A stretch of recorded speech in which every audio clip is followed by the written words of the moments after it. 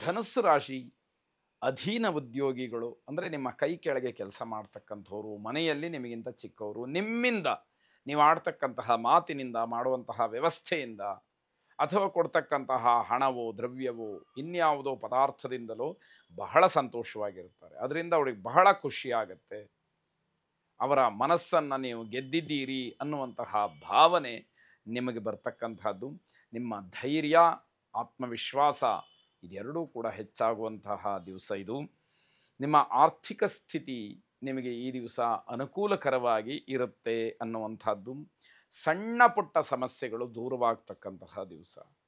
ಜಟಿಲವಾದಂತಹ ಸಮಸ್ಯೆಗೆ ಹಲವಾರು ದಿವಸಗಳು ಬೇಕಾಗಬಹುದು. ಆದರೆ ಸಣ್ಣ ಪುಟ್ಟ ಸಮಸ್ಯೆಗಳು ಯಾವುದೋ ಕಾಡ್ತಾ ಇದ್ದರೆ ಅದೆಲ್ಲವೂ ಕೂಡ ತನ್ನಿಂದ ತಾನೇ ದೂರವಾಗುವಂತಹ ಸಮಯ ಬಂದಿದೆ. ಮತ್ತೆ ಆ ರೀತಿಯ ಸಮಸ್ಯೆಗಳು ಬರೋದು ಬೇಡ, ಬರುವ ಹಾಗೆ ನೀವು ಮಾಡಿಕೊಳ್ಳೋದು ಬೇಡ ಅನ್ನುವಂಥದ್ದು ಆಶಯ. ವಿದೇಶದಿಂದ ಕೆಲವರಿಗೆ ಉದ್ಯೋಗ ಅವಕಾಶ ಸಿಕ್ಕುವಂತಹ ಸೂಚನೆಗಳು, ಆ ರೀತಿಯ ಒಂದು ವಾತಾವರಣ ಸಂದರ್ಭ ಇದನ್ನು ಈ ದಿವಸ ನೋಡಿ ಸಂತೋಷ ಪಡ್ತೀರಿ. ಮನೆಯಲ್ಲಿ ಚಿಕ್ಕ ಮಕ್ಕಳಿಗೆ ತೊಂದರೆಯಾಗ್ತಕ್ಕಂತಹ ಒಂದು ಸಂದರ್ಭ ಬರಬಹುದು. ಜಾಗ್ರತೆಯನ್ನು ವಹಿಸಿ. ಆತಂಕ ಪಡೋದಕ್ಕಿಂತಲೂ ಹೆಚ್ಚಾಗಿ ಅದಕ್ಕೆ ಏನು ಪರಿಹಾರ, ಯಾವ ರೀತಿಯಲ್ಲಿ ಅದನ್ನು ತಪ್ಪಿಸ್ಬೋದು ಅನ್ನುವಂಥದ್ದನ್ನು ಗಮನಿಸಬೇಕಾಗತ್ತೆ. ಗಣಪತಿಯ ಅನುಗ್ರಹವನ್ನು ಪಡ್ಕೊಳ್ಳಿ. ಗಣಪತಿಯನ್ನು ವಿಶೇಷವಾಗಿ ಪ್ರಾರ್ಥನೆ ಮಾಡಿ. ಶುಭವಾಗಿ. ಮಕರ ರಾಶಿ ಹೊಸ ಹೊಸ ವಿಚಾರಗಳನ್ನು ತಿಳಿಯೋದಕ್ಕೆ ಮುಂದಾಗ್ತೀರಿ, ಉತ್ಸುಕರಾಗ್ತೀರಿ. ಅದು ಜೀವನದಲ್ಲಿ ಬಹಳ ಮುಖ್ಯವಾದಂಥದ್ದು. ತಿಳಿಯುವಾಗ ಸರಿಯಾಗಿ ತಿಳ್ಕೊಳ್ಳಿ ಅನ್ನುವಂಥದ್ದಾಗತ್ತೆ. ನೀವು ಉಪಯೋಗ ಮಾಡ್ತಕ್ಕಂತಹ ವಾಹನ ಸಮಸ್ಯೆಯಿಂದ ಕೂಡಿರುತ್ತೆ, ಎಚ್ಚರಿಕೆ ಇರಲಿ. ಸರಿಯಾಗಿ ಅದನ್ನು ಗಮನಿಸಿಕೊಂಡು ನಂತರದಲ್ಲಿ ಪ್ರಯಾಣವನ್ನು ಮಾಡಬಹುದು ಅನ್ನುವಂಥದ್ದು.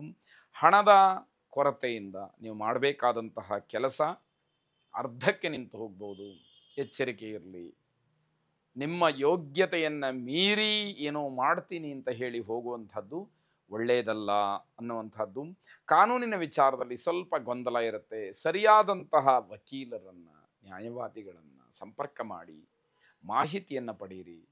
ಸರಿತಪ್ಪುಗಳ ಬಗ್ಗೆ ವಿವೇಚನೆಯನ್ನು ಮಾಡಿ ನ್ಯಾಯಸಮ್ಮತವಾಗಿ, ಲೋಕಸಮ್ಮತವಾಗಿ, ಧರ್ಮಸಮ್ಮತವಾಗಿ ನಡ್ಕೊಳ್ಳಿ ಅನ್ನುವಂಥದ್ದು ಇಲ್ಲಿ ಸೂಚನೆಯಾಗಿರುತ್ತೆ. ಅನುಭವಿಗಳ ಭೇಟಿ, ಸಲಹೆ ಇದೆಲ್ಲ ಸಿಕ್ಕಬಹುದು ನಿಮಗೆ. ಆದರೆ ಮಾನಸಿಕವಾಗಿ ಸರಿ ಇಲ್ಲದೆ ಇರೋದ್ರಿಂದ ಅದು ಯಾವುದೂ ಪ್ರಯೋಜನಕ್ಕೆ ಬರೋದಿಲ್ಲ, ವ್ಯರ್ಥ ಆಗಿಬಿಡುತ್ತೆ. ಅದಕ್ಕೆ ಅವಕಾಶಗಳು ಬೇಡ ಅನ್ನುವಂಥದ್ದು. ಸರಿಯಾದಂತಹ ವ್ಯವಸ್ಥೆಯನ್ನು ಮಾಡಿಕೊಂಡು ಕಾರ್ಯಪ್ರವೃತ್ತರಾದರೆ ಜಯಶೀಲರಾಗ್ತೀರಿ ಅನ್ನುವಂಥದ್ದಿದೆ.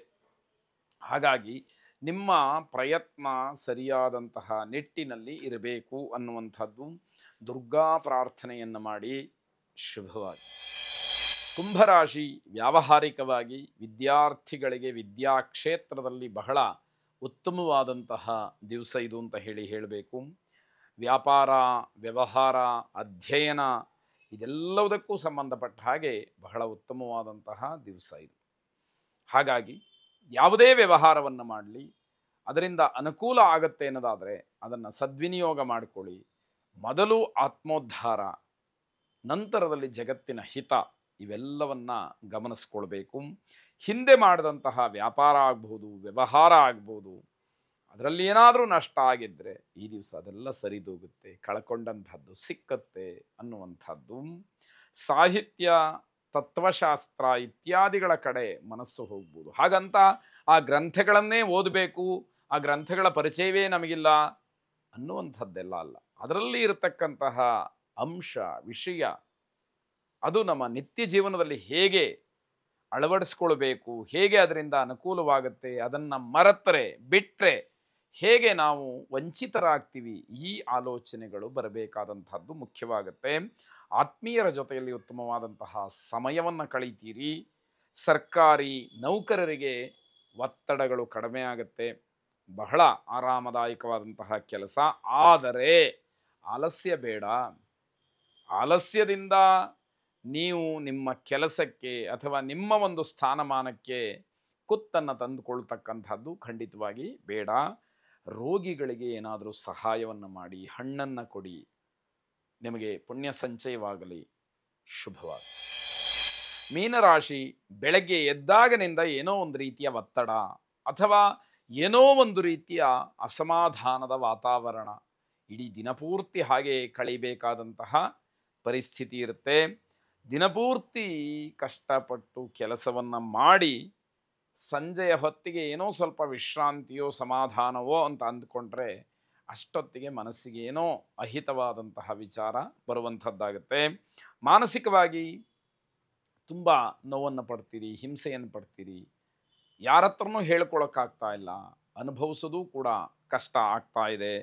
ಅನಾರೋಗ್ಯ ಪೀಡಿತರಿಗೆ ಆರೋಗ್ಯ ಸುಧಾರಣೆ ಆಗ್ತಕ್ಕಂತಹ ಸಂತೋಷದ ಸುದ್ದಿ. ಸ್ವಲ್ಪ ಮಟ್ಟಿಗಾದರೂ ಕೂಡ ಬದಲಾವಣೆ ಅಥವಾ ತಿರುವು ಅನ್ನುವಂಥದ್ದು ಸಿಕ್ತಲ್ಲ ಅನ್ನುವಂಥದ್ದಾಗತ್ತೆ. ಕುಟುಂಬದ ಕೆಲವು ಕೆಲಸಗಳಿಗೆ ಒತ್ತಡಗಳು ಹೆಚ್ಚಾಗುತ್ತೆ. ಈ ಕೆಲಸ ಇದಾಗಲೇಬೇಕು, ಎಷ್ಟು ದಿವಸದಿಂದ ಕಾಯ್ತಾ ಇದ್ದೀವಿ ಅನ್ನುವಂತಹ ಮಾತುಗಳು ಬರುತ್ತೆ ಅನ್ನುವಂಥದ್ದು. ಕೆಲಸ ಮಾಡ್ತಕ್ಕಂತಹ ಸ್ಥಳದಲ್ಲಿ ಸವಾಲುಗಳು ಹೆಚ್ಚಾಗುತ್ತೆ, ಆತ್ಮವಿಶ್ವಾಸ ಹೆಚ್ಚಾಗುವಂಥದ್ದಿದೆ. ಆದರೆ ತಾಳ್ಮೆ ಇರಬೇಕು. ಆತ್ಮವಿಶ್ವಾಸ ಹೆಚ್ಚಾಯಿತು ಅಂತ ಹೇಳಿ ಅದು ಕೋಪಕ್ಕೆ ತಿರುಗಬಾರ್ದು, ಅದರಿಂದ ಅನಾಹುತಗಳಾಗಬಾರ್ದು ಅಥವಾ ಆಗುವಂತಹ ಕೆಲಸಕ್ಕೆ ತೊಂದರೆಗಳಾಗಬಾರ್ದು ಅನ್ನುವಂಥದ್ದು. ಸುಬ್ರಹ್ಮಣ್ಯ ಸ್ವಾಮಿಯನ್ನು ವಿಶೇಷವಾಗಿ ಆರಾಧನೆ ಮಾಡಿ ಪ್ರಾರ್ಥನೆ ಮಾಡಿ. ಶುಭವಾಗಿ.